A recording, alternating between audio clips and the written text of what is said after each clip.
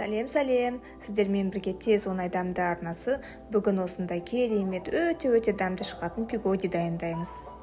Ол үшін бізге қажетті ингредиенттер: 600 мл жылы су, 1 кг ұн, 1 шай қасық тұз және 1 ас қасық ашытқы.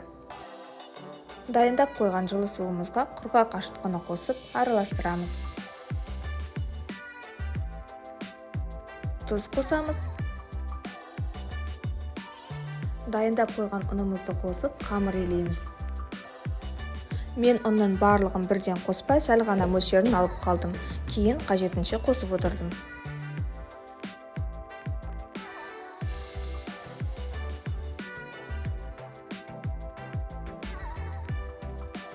Мінеки пигодиіміздің қамыры дайын болды. Енді оның бетіне сәл ғана күнбағыс майын жағамыз да бетін жауып жылы жерге қоямыз.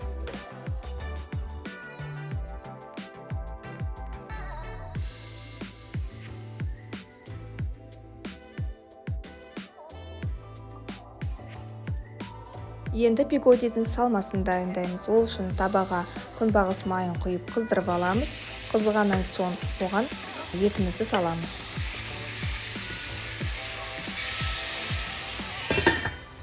Етіміз дайын болған соң оған дәміне қарай тұз бен бұрыш қосамыз.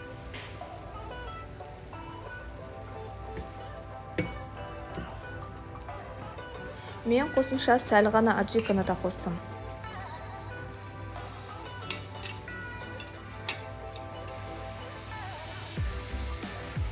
Енді туралған пиязымызды қосамыз. Пиязды сәл қуырып алған соң, оған алдын ала турап қойған орам жапырағымызды қосамыз.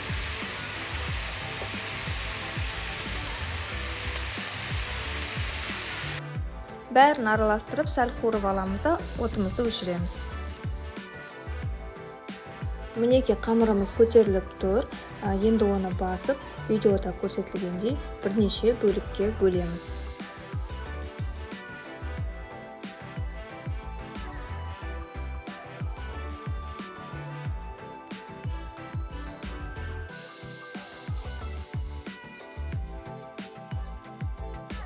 Бөлінген бөлшектердің барлығын дөңгелектеп қоямыз. Енді әр бөлігін видеода көрсетілгендей сәл ғана жоғартамыз. Дайындап қойған салмамызды саламыз. Пигодиді өз қалауыңызша әдемілеп түйсеңіз болады. Мен осылай түйдім.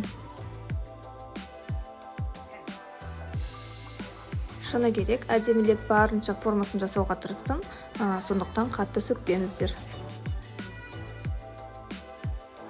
Қамырдың қалған бөліктерінен дәл осылай пигодилер жасап шығамыз.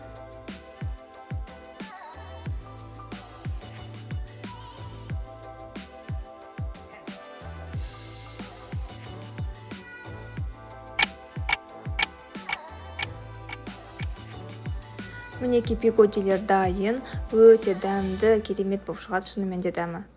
Міндетті түрде дайындап көріңіздер. Видео ұнаса, лайк басып, сақтап алыңыздар, арнама жазылыңыздар.